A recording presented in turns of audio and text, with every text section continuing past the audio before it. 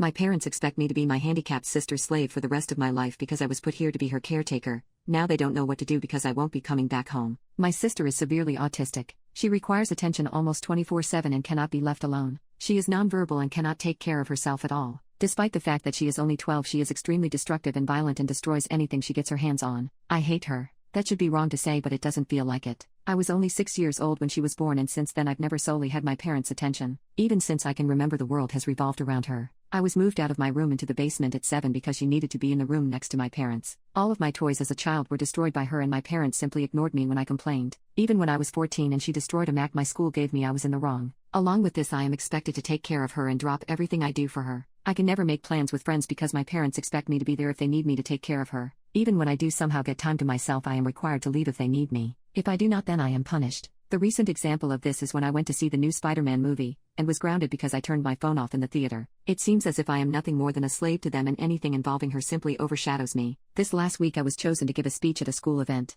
I was so excited, and my parents promised to be there, but they never showed and claimed it was because of my sister. Anytime anything like this happens for me, they are too busy with her. I've held this in for so long, and it finally spilled out today. While talking about colleges with my father, he joked that I should get a degree that pays well so when they're gone I can take care of my sister. I don't know why, but this caused me to break down. I cried and screamed about how it always about her. I'm nothing more than a caretaker to them, that they always make it about her, and that I'm expected to be her slave for the rest of my life. I've locked myself in my room since then, and my parents have not come to check on me. Am I the a-hole here? Update 1. After thinking about it for these past hours, you are right that I don't despise my sister. It's not her fault that she was born the way she is. My parents came to talk to me a while after my breakdown, but I was unable to bring myself to talk to them and only cried and asked them to leave. They have made arrangements with my grandfather for me to stay with him for the time being, and am getting ready to go to his house. My parents want to talk to me, but we have decided it's best I leave for now to have some space and time to collect myself. We will be sitting down and talking later this week about this issue. Update 2. Well, since the day I made the post, I've been staying with my grandfather. The week's been honestly a huge change for me, for better and for worse, but I'll try to run it down. I started by telling my grandpa the story of why I broke down the way I did, and to be honest, he seemed horrified. No one in my family knew my parents were using me as essentially a free care service for my sister. My grandpa told me some things that I don't feel comfortable repeating here, but in essence,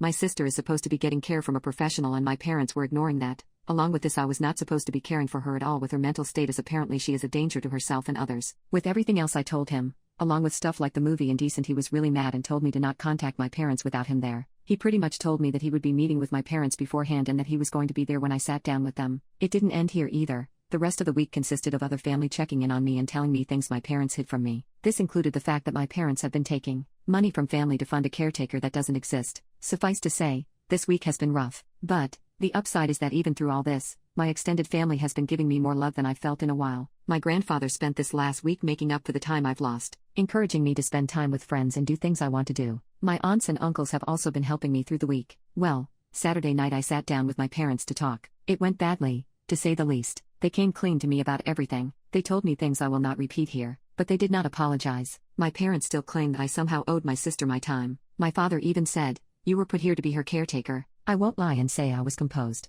After everything I learned, I confronted them on the fact that my sister needed a caretaker, the money my dad was taking from his sister, and a few other things. They denied it or made excuses, and in the end, we ended off in a worse place than before. Today will be my last time talking to them for a while. After talking with my grandfather and uncle last night, I'm not going back. Later today I'm going there and picking up my stuff and moving in with my grandfather. When I graduate high school, I'm planning on leaving the state to go to school. My aunt has told me that the money she was sending my dad will instead be coming to me from now on. My parents have called me twice since Saturday. Neither of them was to apologize and only asked when I was coming home. I won't be going back to them. Right now I still feel pretty uneasy about everything, but I feel like that will pass. The rest of my family is showing their support to me, and honestly, it feels great. But in the end, I lost my parents. Over all of this, I've learned something that I wished I had seen earlier. I don't hate my sister. In fact, I love her with all my heart. I should never have projected my hate onto her. That was wrong, and someday I hope to make up for it. But for now, I need to leave. Update 3. We just got back from moving my things out of my parents' house. Everything I wanted to take my grandpa and uncle helped move, and it's at my grandpa's house now. I have my birth certificate,